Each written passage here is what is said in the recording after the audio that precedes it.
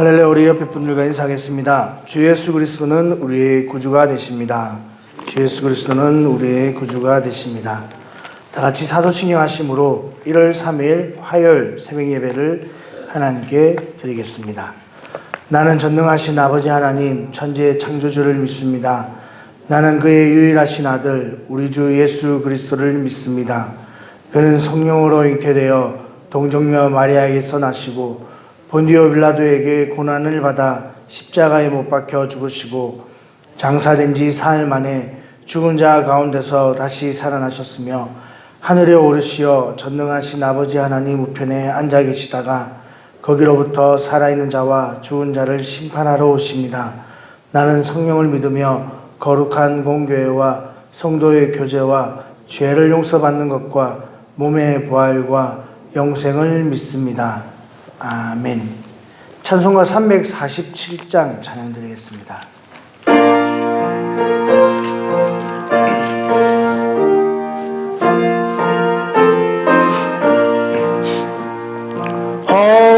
허락하신 새 땅에 들어가려면 마음의 준비 다하여 힘써 일하세.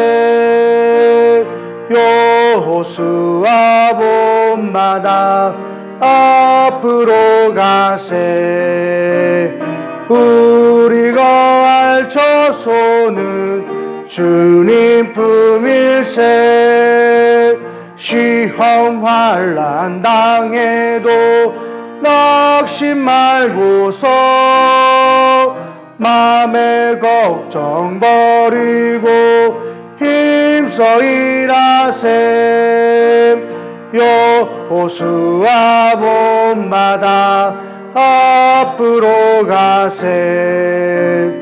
우리가 알처소는 주님 품일세.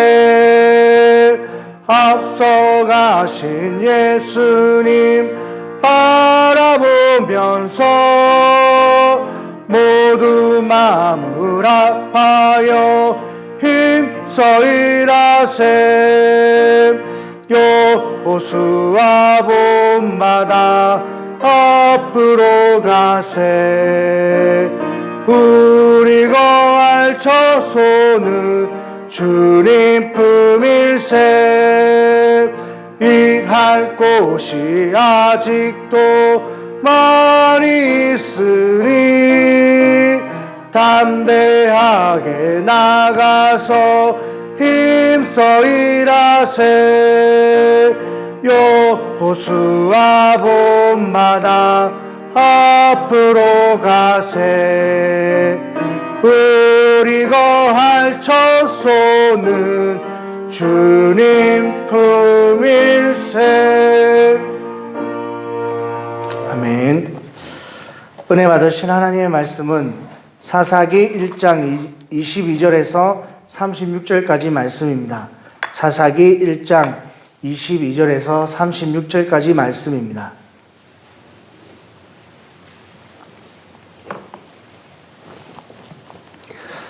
한 절씩 교독하도록 하겠습니다.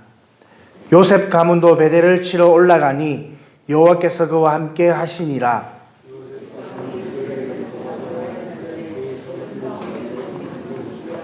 정탐꾼들이 그 성읍에서 한 사람이 나오는 것을 보고 그에게 이르되 청하노니 이 성읍의 입구를 우리에게 보이라. 그리하면 우리가 네게 선대하리라 하매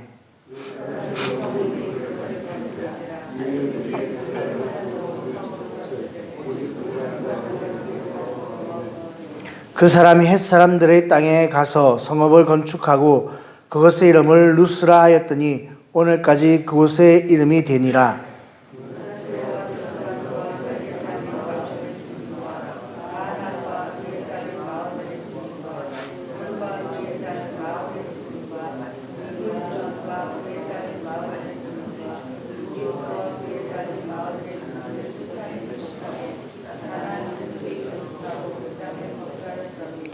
이스라엘이 강성한 후에야 가나안 족속에게 노역을 시켰고 다 쫓아내지 아니하였더라.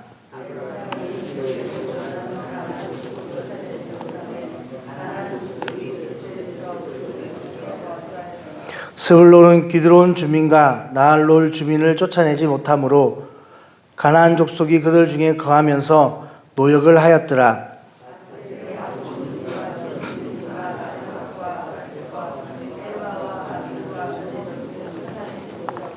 아셀 족속이 그 땅의 주민 가나안 족속 가운데 거주하였으니 이는 그들을 쫓아내지 못함이었더라.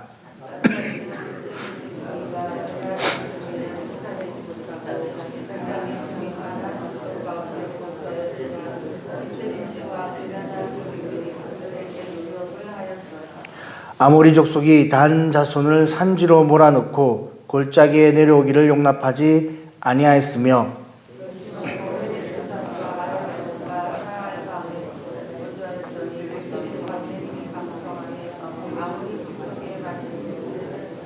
합독하겠습니다. 아모리 족속의 경계는 아그라빔 비탈의 바위부터 위쪽이었더라.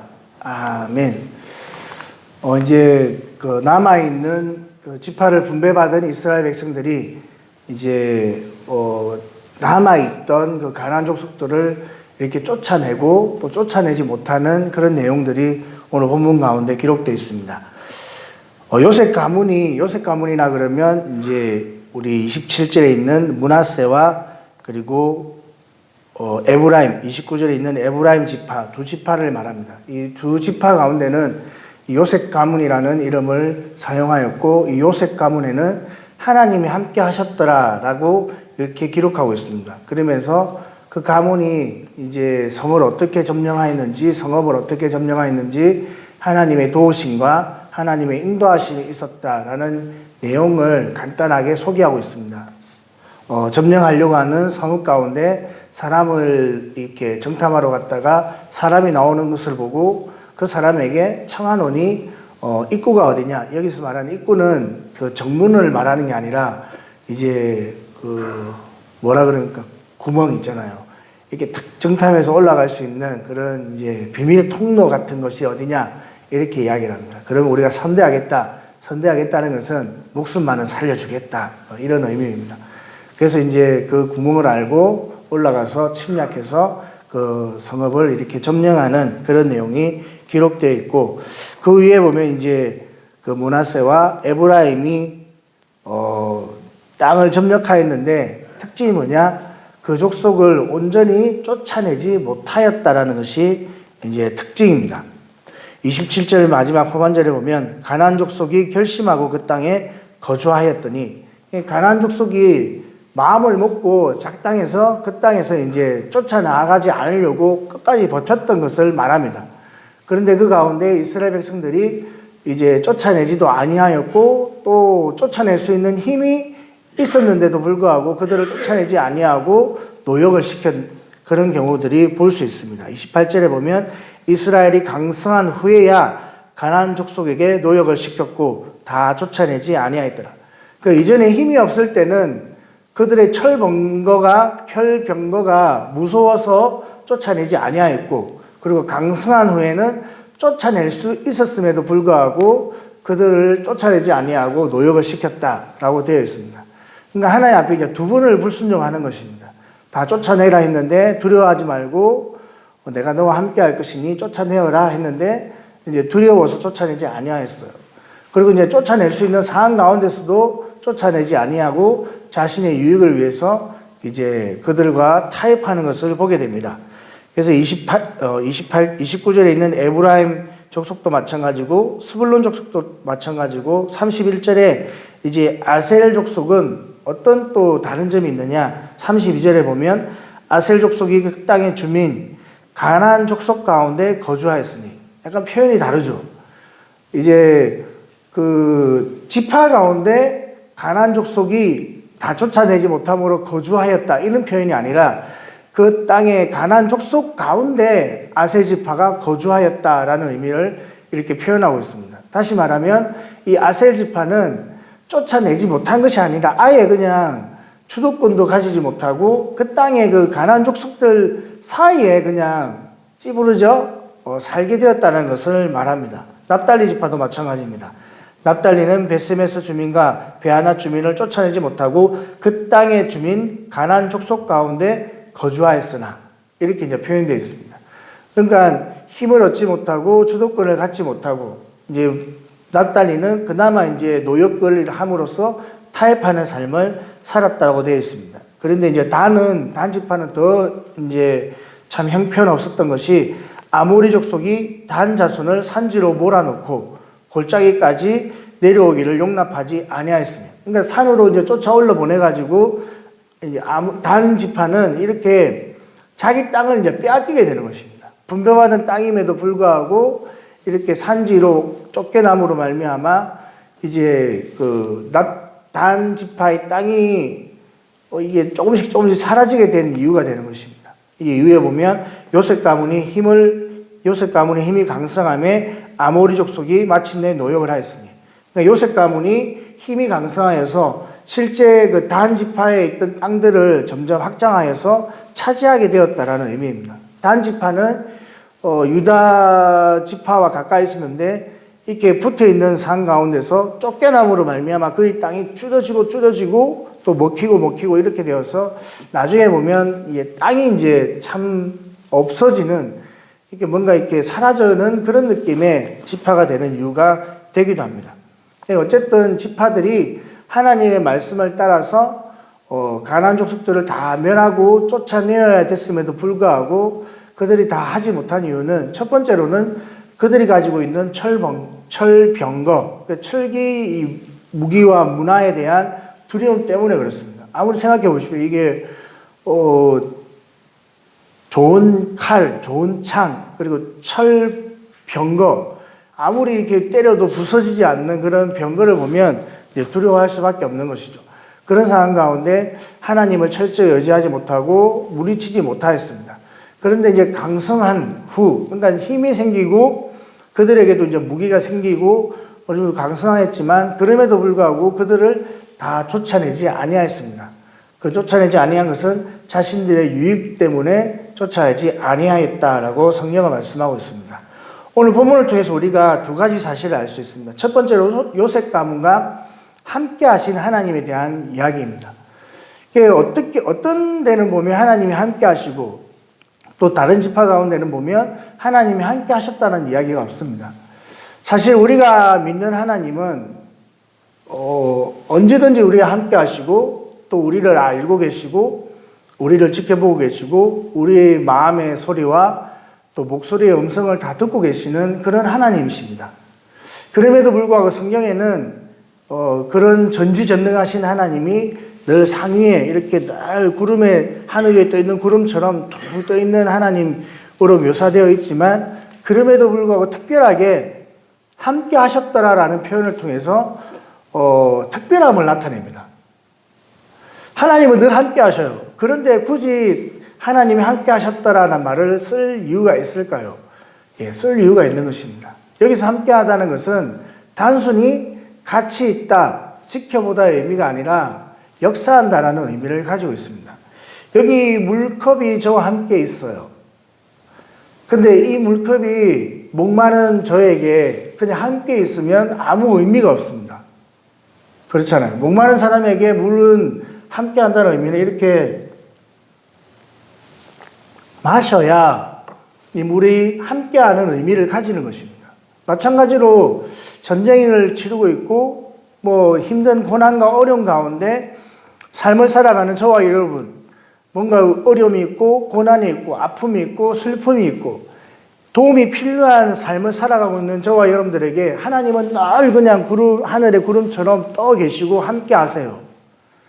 근데 그 하나님이 우리에게 그냥 구름으로 존재하는 것이 아니라 해를 보내주시고 비를 내리시고 또 바람을 일으켜주셔서 우리의 삶을 도우시고 이끌어 가시고 인도하시는 그런 역사함이 일어날 때 비로소 하나님이 함께 하셨더라라고 표현할 수 있는 것입니다.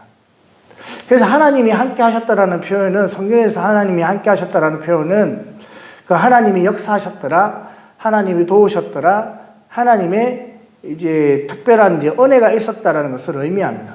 우리 삶도 마찬가지입니다. 우리 삶 가운데서도 늘 하나님은 우리와 함께 하세요.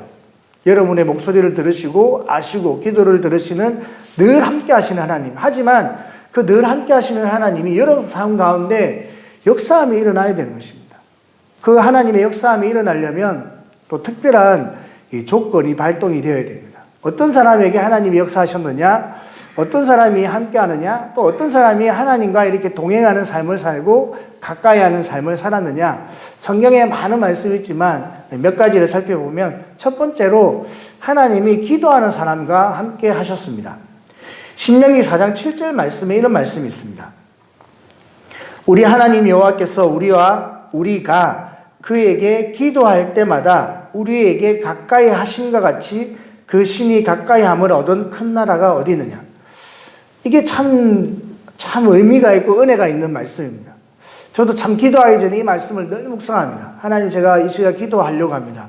하나님, 기도할 때 내가 하나님께 가까워질 수 있고 또 하나님이 나와 가까이 하신다라고 말씀하셨으니 응답해 주시고 함께 해 주시고 역사해 달라고. 성경이 그렇게 말씀하고 있잖아요. 우리가 기도할 때 우리와 가까이 하여 주는 하나님이 그 어느 나라에 있었느냐. 기도할 때 하나님이 가까이 한다는 것은 역사하셨다라는 의미입니다. 기도할 때 하나님이 동행해 주셨고 함께하여 주셨고 역사하여 주셨다는 것입니다. 그래서 우리는 무슨 일을 할 때 무엇을 시작하기 전에 반드시 기도하고 시작을 하는 것입니다.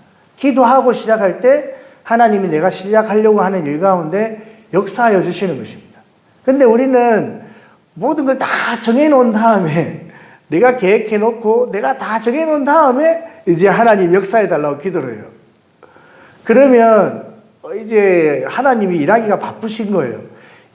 뭔가 내가 정하기 전에 하나님께 기도해서 하나님 인도해달라고 하면 하나님이 그래, 내가 제일 좋은 길이 이 길이니까 이걸 선택해. 이렇게 인도해 주실 텐데 우리가 다 정해놓고 하나님 도와달라고 기도하니까 하나님이 그걸 다 방향을 바꾸려고 하니까 한참 갔다가 돌아오게 만들고 저 멀리 갔다가 돌아오게 만드는 겁니다.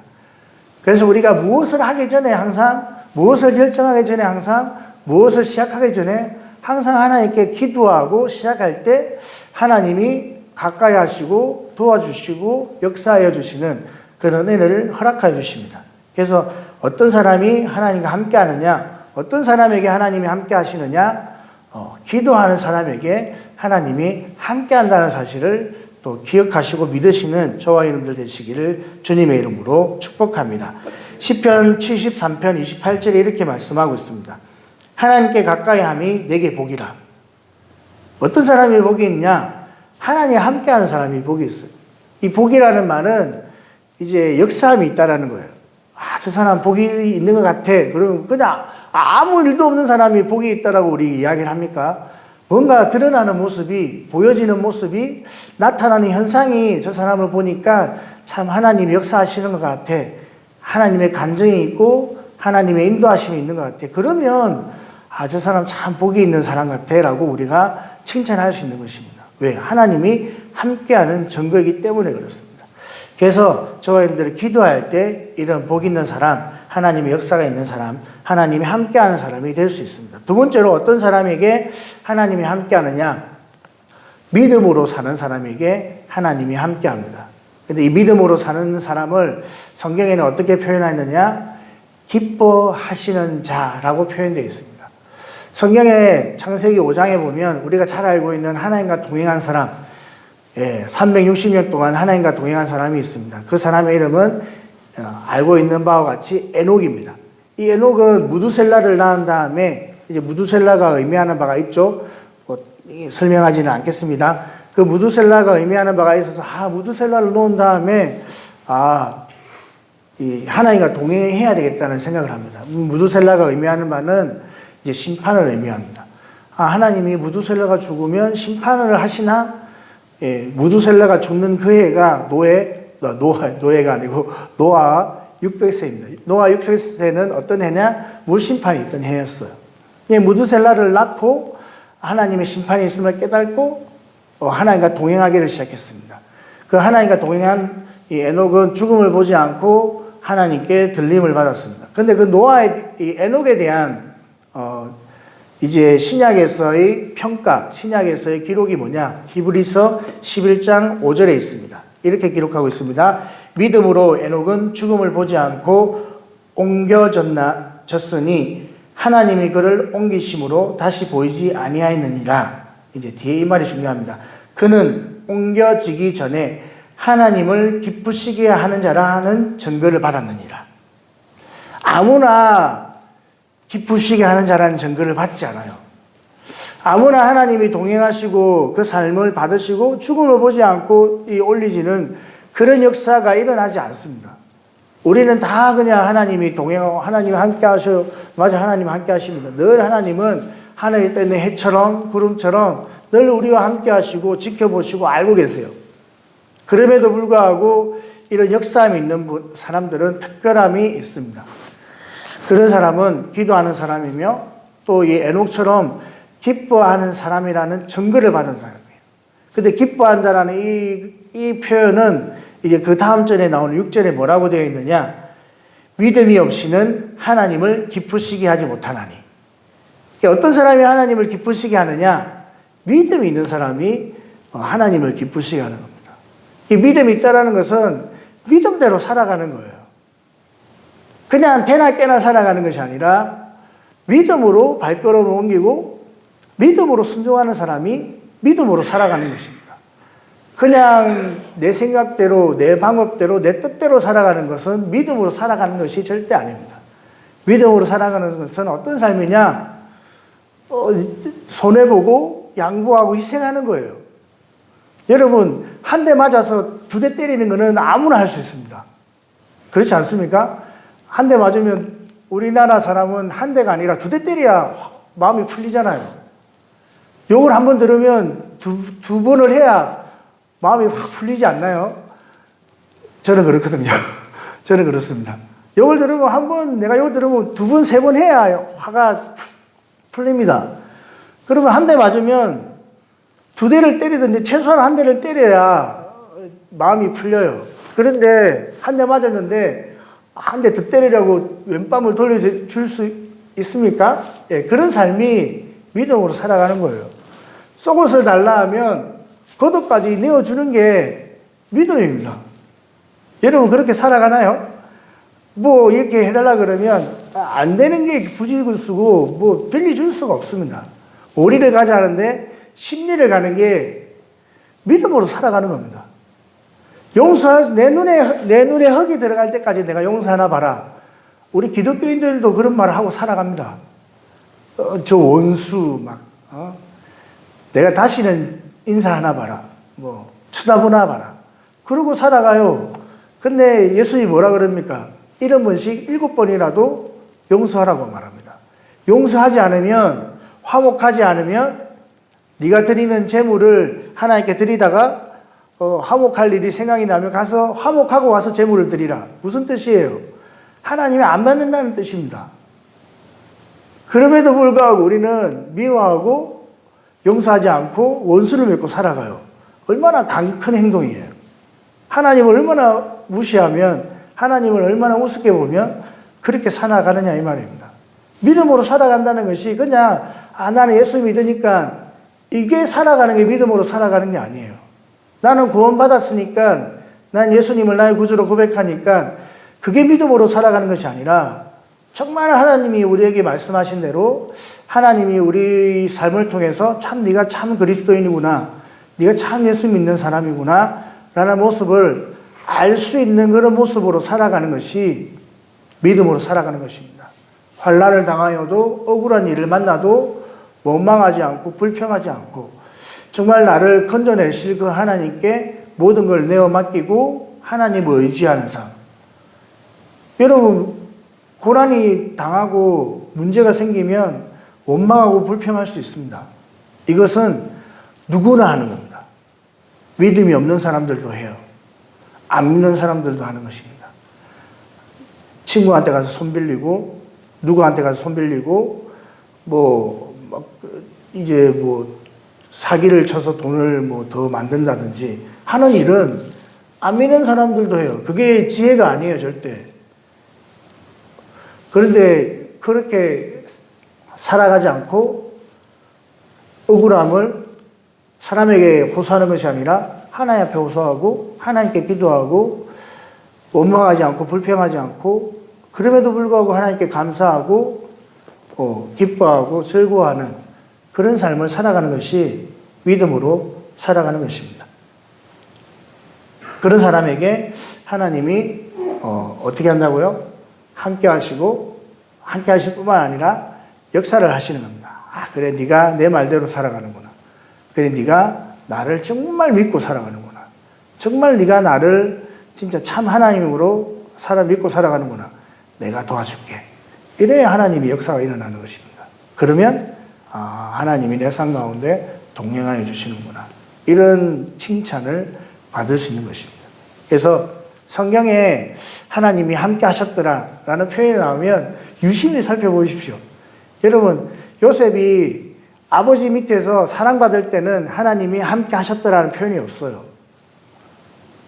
그런데 그가 형들의 시기 가운데 팔려서 노예로 팔려갔을 때, 감옥에 있을 때 성경 첫 절에는 뭐라고 표현되어 있냐면 하나님이 요셉과 함께 하셨더라. 그런데 그 증거가 뭐냐? 형통케 하셨더라. 감옥에 있는데 뭐가 형통합니까?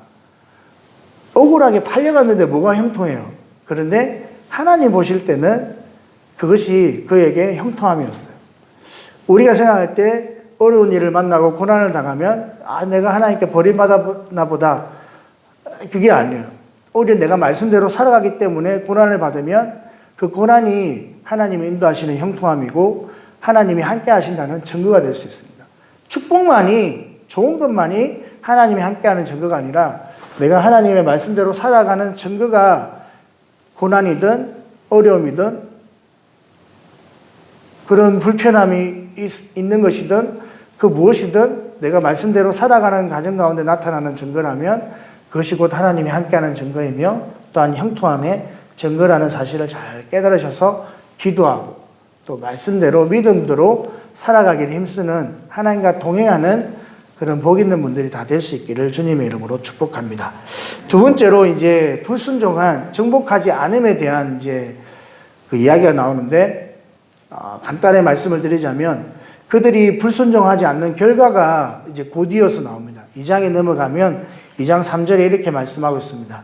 그러므로 내가 또 말하기를 내가 그들을 너희 앞에서 쫓아내지 아니하리니 그들이 너희 옆구리에 가시가 될 것이며 그들의 신들이 너희에게 올무가 되리라 하노라.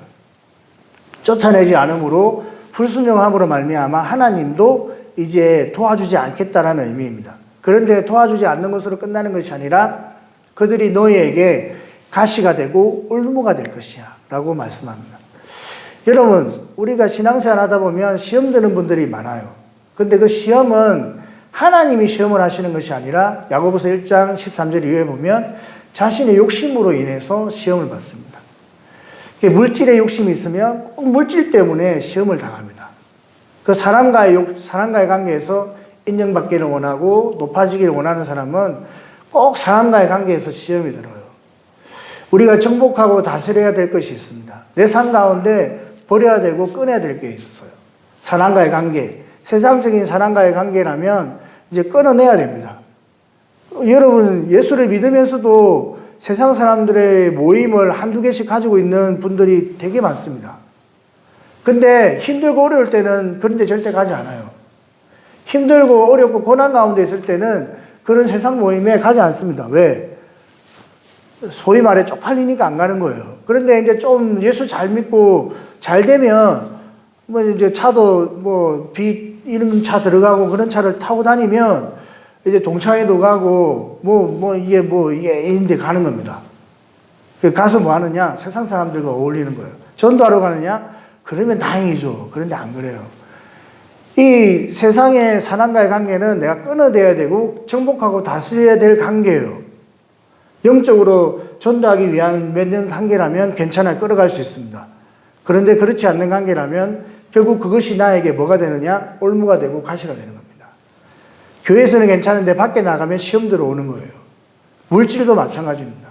하나님이 다스리고 정복하라고 하셨는데 그 물질에 욕심이 생기면 그냥 물질 때문에 시험이 되는 거예요. 목사님이 강대상에서 11조 하라는 게 뭐가 시험 될 일입니까? 목사님 강대상에서 온전한 11조를 드리고 하나님께 드려야 될 예물을 드리십시오. 그게 하나님 말씀인데 목사님이 이야기하면 시험이 들었대요. 목사님이 강대상에서 물질 설교했다고. 드릴 헌금도 없는데 맨날 내라고 한다고. 그건 제 말이 아니에요. 그런데 그것은 시험 드는 게 아니라 본인의 욕심 때문에 드는 것입니다. 사람과의 관계, 물질, 정욕도 마찬가지예요. 늘 그냥 정욕적인 생각을 하고 있으면 목사님이 가늠하지 마십시오 이야기하면 시험이 듭니다. 여자를 보고 음욕을 품지 마십시오 설교하면 시험이 드는 거예요. 왜? 내가 그런 삶을 살아가고 있으니까 부끄러운 거예요. 내 욕심이 아직 남아있는 거예요. 끊어내야 되고 버려야 되는데 그것을 끊어내지 못하고 버리지 못하면 지금은 괜찮아요. 지금은 괜찮은데 나중에는 그것이 돌고 돌아서 가시가 되고 올무가 되는 것입니다. 명예, 지위, 내가 가질 수 없는 것에 대한 욕심 이런 것들이 생기고 제거하고 끊어내고 다스리지 못하면 그것들이 우리를 찌르는 옆구리에 가시가 될 것이고 내 발목을 붙잡는 올무가 될 수 있다라고 성경은 말씀하고 있습니다. 그래서 늘 감사하는 삶을 살아야 되고 또 내가 끊어야 될 것은 끊어내고 정리해야 될 것은 정리해야 됩니다. 연말 연시가 되면 이렇게 여러분들 유튜브 같은 데 한번 검색해 보십시오. 그러면 이 정리에 대한 이야기가 많이 나옵니다. 연말이 되면 정리를 해야 됩니다. 신앙인에게도 정리가 필요합니다. 내가 무엇 때문에 더 하나님 앞으로 나아가지 못했다면 이런 것들을 끊어낼 수 있어야 됩니다. 내가 이것을 함으로 말미암아 시간을 내가 하나님께 좀 더 드리지 못한다면 끊어내야 됩니다.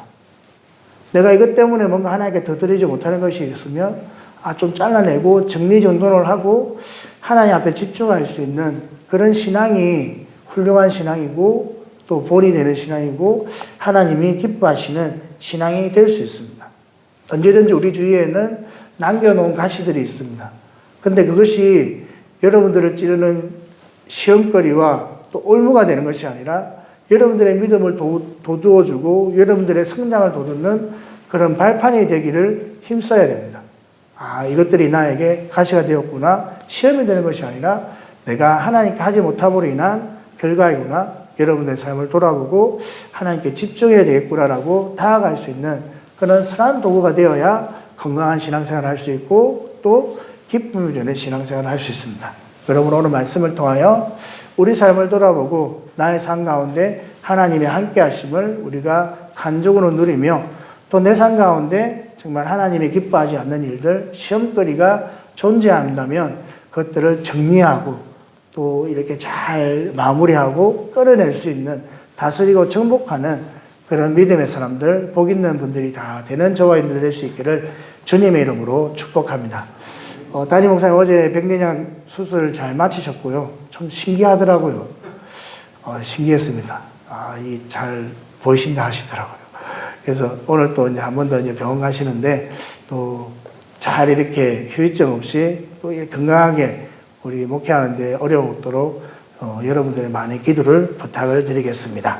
하나님 감사합니다. 새벽에 또 귀한 말씀 허락하여 주시고 또 말씀을 따라 또 살아갈 수 있도록 은혜 베풀어 주시니 감사합니다. 하나님과 동행하는 저희들 되게 하시고 또 하나님 우리 삶 가운데 있는 많은 어지러운 부분들을 잘 정리하여서 가시가 되지 않고 올무가 되지 않도록 믿음의 성장을 이루어 나가는 올 한 해 될 수 있도록 주님 축복하여 주시옵소서.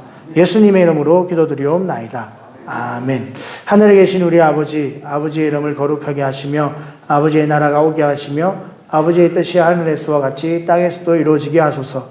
오늘 우리에게 일용할 양식을 주시고 우리가 우리에게 잘못한 사람을 용서하여 준 것 같이 우리 죄를 용서하여 주시고 우리를 시험에 빠지지 않게 하시고 악에서 구하소서. 나라와 권능과 영광이 영원히 아버지의 것입니다.